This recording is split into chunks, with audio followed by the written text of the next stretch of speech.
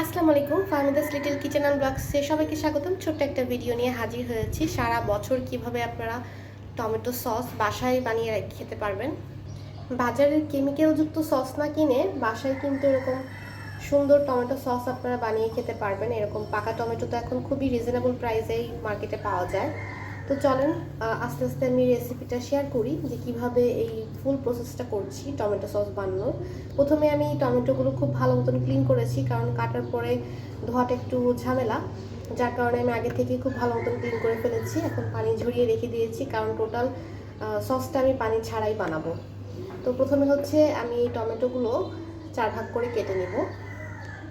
এখানে সস বানানোর জন্য সব কিছু আমি রেডি করে নিয়েছি। টমেটোগুলো কেটে নিয়েছি 4 ভাগ করে, এই যেভাবে। আর এটা কিন্তু সম্পূর্ণ পানি ছাড়া যেহেতু করব, তাই একদম ড্রাই করে ফেলেছি। এখানে যে উপকরণগুলো লাগতেছে, টমেটো, এরপর হচ্ছে একটু রসুন নিব হচ্ছে বিটরুট, এরপর নিব হচ্ছে তেঁতুল, নিব কয়েকটা শুকনো মরিচ, এরপর হচ্ছে নিব হচ্ছে লং, রসুন। ব্যাস, এই অল্প কিছু উপাদান দিয়েই কিন্তু খুব মজা করে এই সসটা তৈরি করা যায়। তো চলেন প্রক্রিয়াটা শুরু করি। সিদ্ধর কাজটা আমি প্রেশার কুকারে করব, এতে করে সময়ও কম লাগবে আর ওই যে ক্লিন করার ঝামেলাও থাকবে না। একদম সিম্পলভাবে ডাল ঘুটনি দিয়ে কিন্তু আপনারা করে ফেলতে পারবেন। আর এখানে হচ্ছে 2 কেজি পরিমাণে টমেটো নিয়েছি। এই একটা যে মেজারমেন্ট আমি দিয়ে দিব সব কিছু 2 কেজি পরিমাণেই থাকবে। তো এখানে টমেটো প্রথমে দিয়ে দিব। এখানে আমি তেঁতুলটা জাস্ট একটু ভিজিয়ে রেখেছিলাম, সেটাই পানি সহ দিয়ে দিব, মানে বিচি টিচি সহ দিয়ে দিব, যেহেতু একটু ছ্যাঁকার কাজ হবে, কোনো সমস্যা নেই। এখানে অর্ধেকটা পরিমাণ বিটরুট দিয়ে দিব, জাস্ট ফর কালার, আর কিছুই না। এরপর হচ্ছে রসুন দিয়ে দিব। আমি সবসময় চেষ্টা করি আমি যেভাবে একদম অথেন্টিক উপায় করি সেভাবেই রেসিপিটা শেয়ার করি আপনাদের মাঝে। দিয়ে দিয়েছি গরম মশলা আর কয়েকটা শুকনো মরিচ দিয়ে দিব।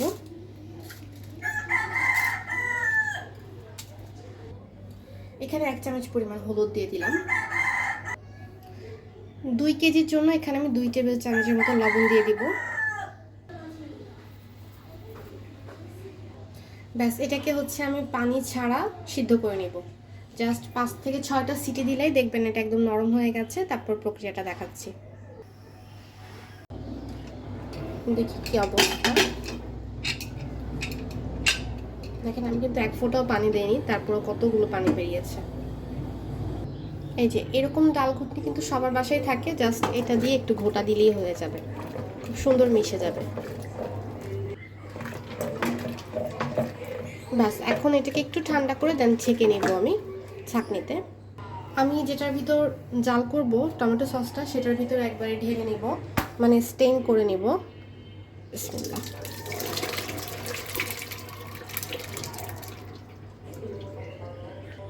এই যে এভাবে করে জাস্ট আস্তে আস্তে নেড়ে নেড়েই আমি পুরো পাল্পটাই ভিতরে নিচে পড়ে যাবে আর উপরে খোসাটা থেকে যাবে।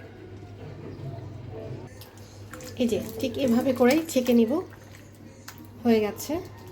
এখন দেখি নিচে কি অবস্থা। এখানে 2 কাপের জন্য, মানে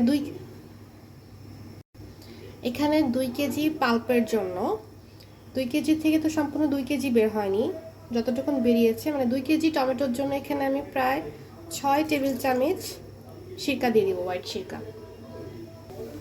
এখানে আমি হাফ কাপের মতন চিনি দিয়ে দিচ্ছি। চিনিটা তো আপনাদের উপর ডিপেন্ড করে যে আপনারা কে কেমন মিষ্টি খেতে পছন্দ করেন। আমি মিষ্টিটা একটু কমিয়ে খাই, তাই কম দিলাম।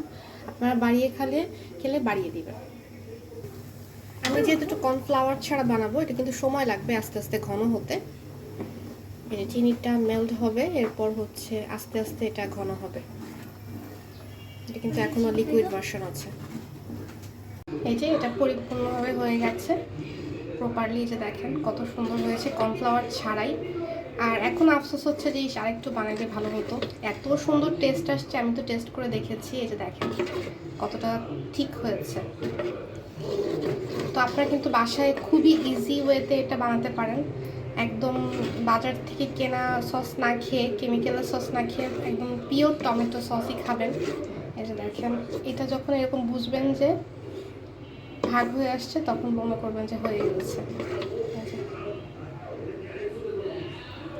তো এখন প্রপারলি ঠান্ডা করে দেন হচ্ছে আমি বোতলজাত করব।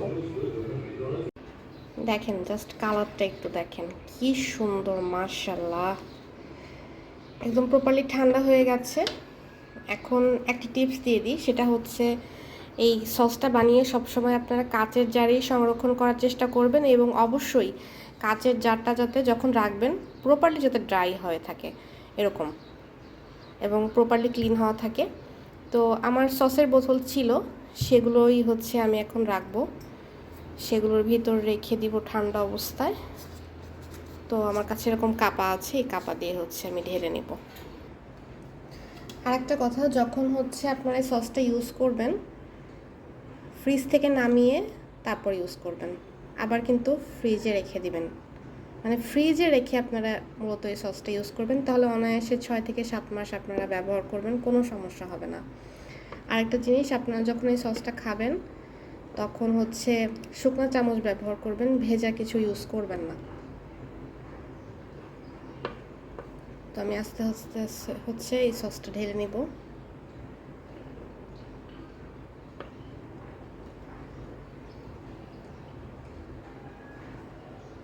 এভাবে বানিয়ে রাখলে বছর ভরে খাওয়া যাবে। সবচেয়ে মানে মজার বিষয় হচ্ছে কোনো ধরনের প্রিজারভেটিভ দেওয়া লাগে না, কোনো ধরনের কেমিক্যাল দেওয়া লাগে না, প্লাস কোনো খারাপ কালার দেওয়া থাকে না, নিজের হাতের জিনিস। এটা হচ্ছে সবচেয়ে মজার এবং স্যাটিসফাইং একটা বিষয়। তো ঠিক আছে, এটা একটু ঢেলে নিই আগে।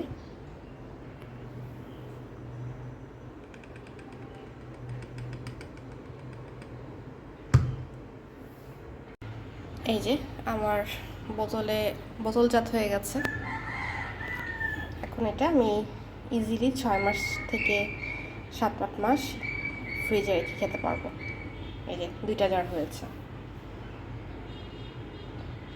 তো ঠিক আছে, আজকে এই ছোটো ভিডিওটা কেমন লাগলো অবশ্যই কমেন্ট সেকশনে জানাবেন, আর আমার আজকের রেসিপিটা কেমন লাগলো সেটাও কিন্তু জানাতে ভুল করবেন না। দেখা হবে নেক্সট কোনো ভিডিওতে। সে পর্যন্ত সবাই অনেক বেশি ভালো থাকবেন, সুস্থ থাকবেন, আমার জন্য দোয়া করবেন। আল্লাহ হাফিজ।